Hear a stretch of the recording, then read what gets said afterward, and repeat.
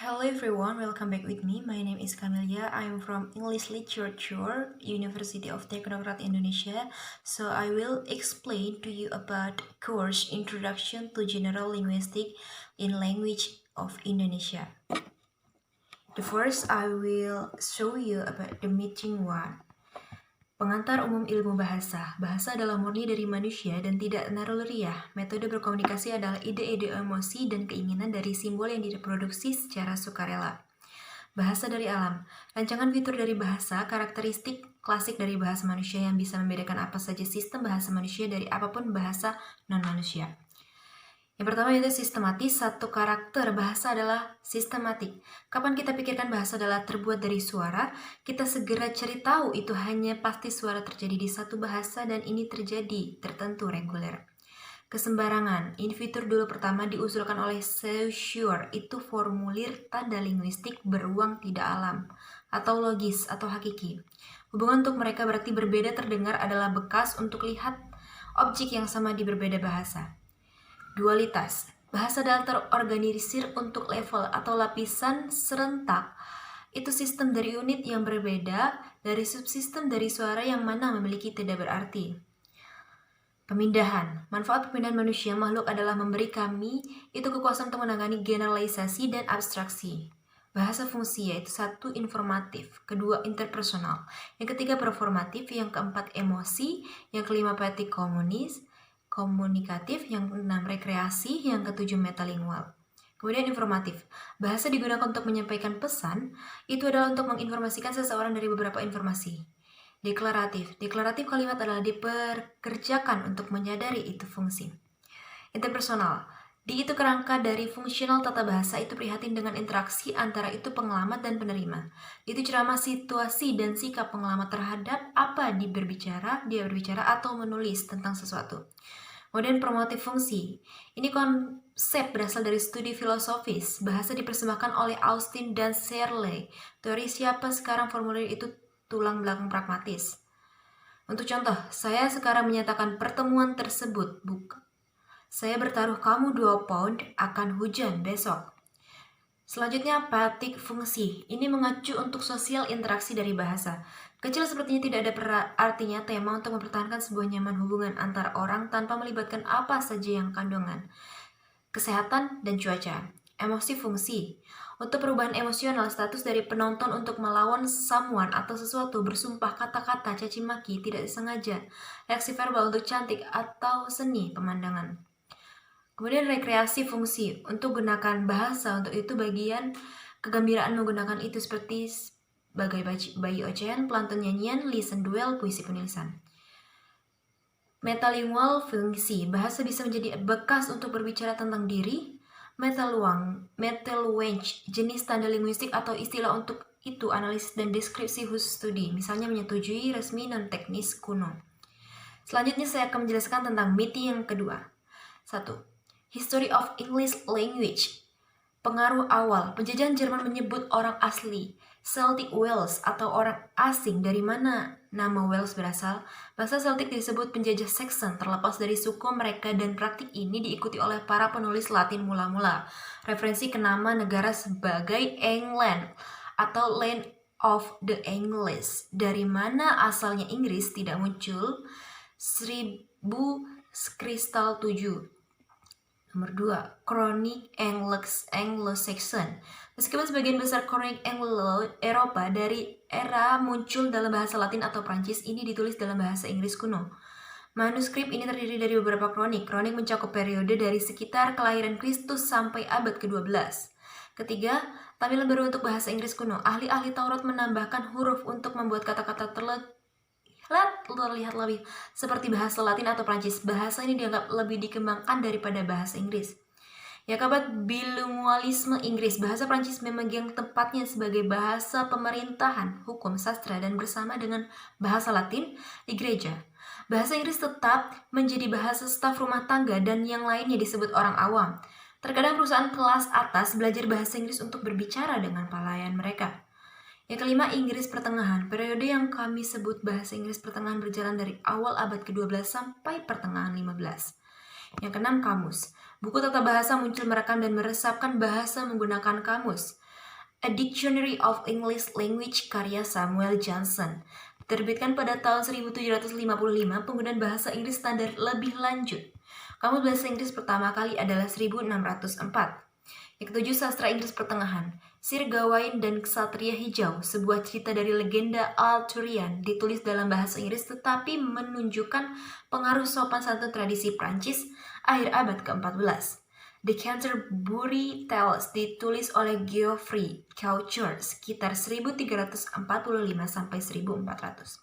Kedelapan, bahasa Inggris dalam pendidikan. Sakar Spear membaca Cervantes pada saat para sarjana menganggap bahasa Spanyol lebih penting bahasa daripada bahasa Inggris. Pada awal bahasa abad ke-16, bahasa Latin masih digunakan sebagai bahasa yang diucapkan oleh orang Eropa terpelajar. Pada akhir tahun 1700-an, para sarjana mulai menganggap bahasa Inggris sebagai bahasa yang sesuai akademisi. Neologisme Shakespeare, William Shakespeare, 1564 sampai 1616, drama dan puisi Shakespeare memperkenalkan akomodasi, pembunuhan, bertelanjang wajah tak terhitung, pacaran, terkilir, menyusut, dan lainnya. Nomor 9, bahasa Inggris dalam konteks global. Lebih dari 40 negara di seluruh dunia mempertimbangkan bahasa Inggris sebagai bahasa utama mereka. University of Texas of Austin situs web. Antigua, Australia, Bahama, Barbados, Barbuda, Belize, Botswana, Kamerun, Kanada, Dominika, Ghana, Grenada, dan lain-lain negaranya. Bahasa Inggris dalam konteks global. Banyak negara lain seperti India, Nigeria mengenali bahasa Inggris sebagai salah satu bahasa resmi mereka. Pemerintahan federal Amerika melakukan tidak mengenali bahasa Inggris sebagai bahasa resmi. Nomor 11, perubahan bahasa akan berlanjut. Kata-kata masuk dari negara lain terutama sebagai penulis mereka berkontribusi untuk kontemporer literar Inggris. Neogalisme muncul dari percampuran bahasa Inggris dengan Hindi, Yoruba, dan Spanyol. Teknologi berkontribusi pada pembentukan bahasa dengan istilah baru dan ejaan yang diubah. Kemudian untuk selanjutnya yaitu meeting ketiga, istilah bahasa. Bahasa standar bahasa resmi yang dipertahankan oleh negara bagian dibentuk ujian negara bagi buruh, pegawai negeri, sipil, dan lain-lain. Variasi dialek regional dari bahasa standar. Rumpun bahasa kelompok bahasa yang diturunkan dari satu lidah sebelumnya. Bahasa subfamili, pembagian lebih lanjut dari Eropa bahasa. Misalnya bahasa Romansa adalah subfamil dari Indo-Eropa. Perbedaan regional dalam bahasa standar, sintaks, cara kata-kata diletakkan bersama, kosakata, pengucapan, irama atau ritme, aksen dalam pengucapan daerah, rumah seseorang, isiogelas, geografi, batas di mana sebuah fitur linguistik tertentu adalah ditemukan. Asal dan difusi bahasa, bahasa ibu atau bahasa ibu pertama yang digunakan oleh Homo sapiens sekitar 200.000 tahun yang lalu. Rekonstruksi mendalam dengan mempelajari pergeseran suara, ahli bahasa mencoba menciptakan kembali kepunahan bahasa. Divergensi bahasa, diferensiasi yang terjadi sering waktu dan jarak. Konvergensi bahasa, ketika bahasa lama terisolasi melakukan kontak melalui difusi, bahasa pengganti bahasa tradisional dari kelompok kecil orang yang kurang mahir diganti atau sangat dimodifikasi oleh lidah yang menyerang. Ahli bahasa dapat menemukan hubungan antar bahasa dengan memeriksa pergeseran suara. Sedikit perubahan dalam satu kata di berbagai bahasa dari waktu ke waktu. Contoh pergeseran suara yaitu bahasa Latin untuk susu adalah lacte, bahasa Italia adalah latta, bahasa Spanyol adalah leche, bahasa Prancis adalah liat. Contoh lain pergeseran suara adalah pekan, Jerman, Feder, Belanda, ayah, bahasa Inggris. Contoh lainnya adalah bahasa Latin untuk 8 adalah octo, bahasa Spanyol adalah ocho, bahasa Prancis adalah huit. Bagaimana bahasa dibentuk? Perbedaan bahasa. Ketika kurangnya interaksi spesial di antara penutur suatu bahasa memecah bahasa tersebut.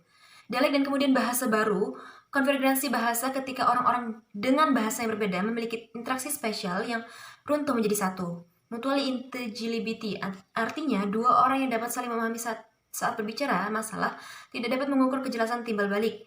Masalahnya yaitu banyak bahasa gagal dalam uji kejelasan timbal balik. Yaitu bahasa pemerintah standar mengenai apa itu bahasa dan apa itu dialek. Bagaimana bahasa menyebar? Interaksi manusia 2000 tahun yang lalu, Han Cina, Kekaisaran Romawi menyebarkan bahasa atas kekaisaran yang luas. Distribusi cetak mesin cetak bergerak tipe Gutenberg 1452 pertama Gutenberg Bible membantu menyebarkan, membakukan, dan menstabilkan bahasa-bahasa Eropa, migrasi kuno dan migrasi terbaru dari abad ke-16 hingga sekarang menyebar bahasa Mis, Spanyol, Portugis, Inggris, dan Prancis. Begini bahasa yang distabilkan dan terstandarisasi negara bangsa, kolonialisme, merkantilisme, dan koloni menyebarkan bahasa-bahasa di Eropa, Amerika, dan Asia. Interaksi spesial membantu menciptakan bahasa pergaulan, bahasa yang digunakan di antar penutur bahasa yang berbeda untuk tujuan tersebut. Perdagangan dan perdagangan, bahasa pidgin, bahasa yang dibuat ketika orang menggabungkan bagian dari dua atau lebih bahasa ke dalam struktur dan kosakata yang disederhanakan. Bahasa Kreo, bahasa pidgin yang telah mengembalikan struktur lebih dari kompleks dan kosakata yang telah menjadi bahasa asli sekelompok orang. Selanjutnya, kosakata bahasa kuno dapat mengungkapkan perapian budayanya. Cabang Indo-Eropa dari pohon bahasa di kanan menggambarkan konsep perbedaan bahasa. Auguste Cleyer adalah yang pertama membandingkan bahasa dunia keluarga ke cabang pohon. Proto-Indo-Eropa, sarjana Rusia telah membimbing jalannya penelitian bahasa kuno. Nostrike, nenek moyang kuno bahasa Indo-Eropan, adalah pemburu pengumpul dari 14.000 tahun lalu. Nostrike adalah nenek moyang orang Eropa Indo, Karstlevan, Uraik, Altai, Afro-Asia, dan Davida. Perapian Indo-Eropa adalah Laut Hitam atau Eropa bagian timur sekitar 5.000 hingga 9.000 bertahun-tahun lalu. Kemudian hipotesis Renfrew, sarjana Inggris Colin Renfrew mengusulkan 3 area perapian di dekat sumber sabit. Hipotesis Renfrew mengklaim bahwa Anatolia adalah sumber Eropa bahasa Indo-Eropa, dari barat Fertile Crescent North bahasa Afrika dan Arab, dari bagian timur Fertile Crescent dengan bahasa Iran, Afghanistan, Pakistan, India. Michael Oppenheimer mengklaim bahwa bahasa Indo-Eropa berasal dari India lebih dari 50.000 tahun yang lalu. Untuk selanjutnya saya akan menjelaskan tentang meeting keempat, yaitu tentang linguistic touch. Yang pertama, satu traditional approach, kedua structuralism, ketiga generativism, keempat functionalism. Yang pertama, traditional approach, pendekatan tradisional. Lalu linguistik mengacu pada bagaimana bahasa dipandang secara tradisional sebagai unit struktur yang diklaim memiliki kemiripan dalam bahasa lain. Akar dari tata bahasa tradisional ada pada karya ahli filologi Yunani dan Latin klasik. Ketika pada saat itu ahli tata bahasa tradisional berpikir bahwa model tata bahasa Yunani dan Latin dapat digunakan untuk mendeskripsikan bahasa apapun, tata bahasa tradisional membagi kalimat menjadi beberapa struktur seperti subjek, kata kerja, objek, kata keterangan, bagian ucapan, dan klausa. Batasan pendekatan tradisional tidak pernah menyentuh bidang psikolinguistik, sosiolinguistik, pragmatik, karena mereka hanya memikirkan aturan tetap, bukan deskriptif atau kinerja, dapat diterapkan secara terbatas dalam rumpun Proto-Indo-European language. Struktur bahasa lain pada jauh berbeda. Yang kedua, structuralism. Emil Durkheim menyatakan bahwa sosiologi adalah ilmu tentang fakta sosial. Oleh karena itu, Saussure melihat bahasa adalah fakta sosial yang mengandung nilai, norma, dan struktur sosial. Yaitu setiap tingkat bahasa atau sintaksis, morfologi, fonologi harus dianalisis secara independen. Language, bahasa secara umum baik lisan maupun lisan, language tertentu dengan sistem yang memiliki masyarakat tertentu dan parole. Kemudian bahasa bersifat sinkronis atau statis sekarang, bukan diakronis, panjang waktu.